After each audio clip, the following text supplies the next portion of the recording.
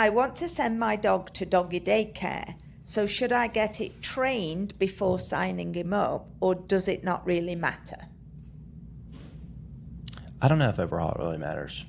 If you've got a dog with like, big problem behaviors, your dog's been at daycare and they're like, yeah, you need to get this dog trained before you can bring it back here or something like that, then yeah, I'd say like do that. But overall, I don't know if it matters. Like the sequence necessarily matters so much.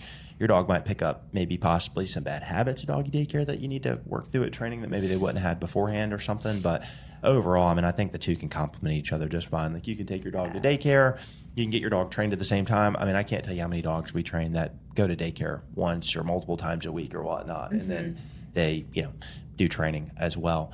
So I think the two things can kind of complement each other pretty well. I don't necessarily one needs to go before the other or whatnot.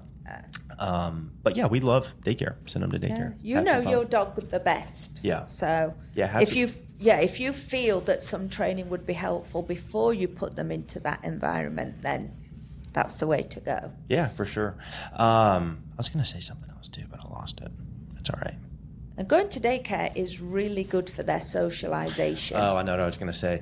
Don't set up your training, though, on a daycare day. Like if you are doing, a one-on-one, like an in-home training or meeting a trainer somewhere or whatnot, don't do it after the dog's been at daycare all day. Because I've done some lessons with the people who've like sent their dog to daycare and then meeting with them at, 5:30, 6 o'clock at night or something like that. And then their dog's smoked because they've been playing with dogs all day. Yeah.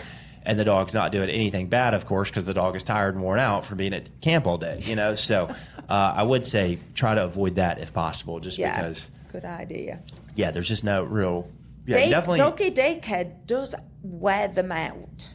Yeah. Oh, that's a fact. Yeah. Yeah. Yeah. It's like if you've got a dog full of energy, doggy daycare will suck that energy away. Yeah. And then they'll come home happy and eat and go to sleep. Yeah. All right. What's Wonderful. next? Okay. We get this a lot from people. So this person says, when I go to the dog park, my dog plays well with others, but when it's time to leave, he will not come to me. It's very embarrassing, and if I go near him, he just runs away. I've had people help me catch him. What should I do? Because I feel sometimes I don't want to go to the dog park ever again.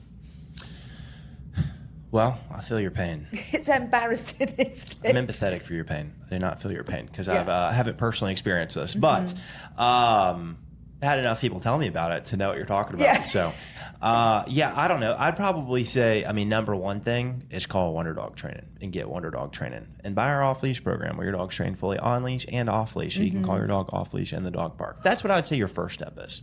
Yeah. But if you're not going to do that, what could you do? I would say, start working on recall outside of the dog park. By like whether it be your front yard, backyard, on a walk, something like that. I'd start working on teaching your dog their name and then to actually come and call, right? That'd be step one. Yeah. Then I'd start adding some like context to that. So I'd start practicing maybe in some more distracting environments and stuff. If you want your dog truly off leash, you're going to have to implement a remote collar. I would definitely get a trainer's help with that. I wouldn't do that by yourself. You could DIY it, but I would probably get a trainer's help personally. Yeah. And don't buy a cheap remote collar from the internet because the less you spend, the more the dog pays for it. Yeah, I was going to say it can do more harm than good. Yeah. So anyways, that being said, I'd definitely add that in just because you're going to need that for real off-leash reliability. But I would say that'd be what I would do if I was going to do that. Now, let's say you don't do any of that. What could you do? You could start teaching your dog that every time he comes to you, he gets a snack. But I don't think this would really work very well in the dog park because the dog is probably going to like playing with the other dogs more than he wants your snacks and stuff like that. Too much fun. Yeah, actually, coming to think about it, I don't even know why I said that, actually. It'd be a good first starting step, though, for training your dog to recall to you. It'd be a good first step. Yeah. I don't know why I said that, though. What I was going to say, a lot of times, you'll see this with dogs that like run away from home.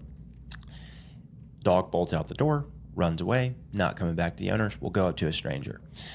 If that's the case, I would maybe be like, hey, hello, sir. Can you call my dog and get him to come to you and then grab his collar so I can put his leash on? Yeah. I would maybe try something like that. I'd recruit the help of somebody else. So instead of calling him being like, no, I'm not leaving, and then chase him around the park all day and then having to recruit others' help, I'd maybe just say, maybe try to get the dogs over here and then pay a little extra attention to my dog, try to grab his collar and then put the leash on. Yeah. Rather than we do the chase game and then recruiting others for help. Yeah.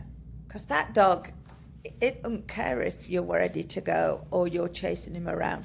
It's fun. Yeah. Yeah. You just look like a crazy person chasing your dog. Yeah, something. Yeah. He's having fun and you're having a bad time. Yeah. He's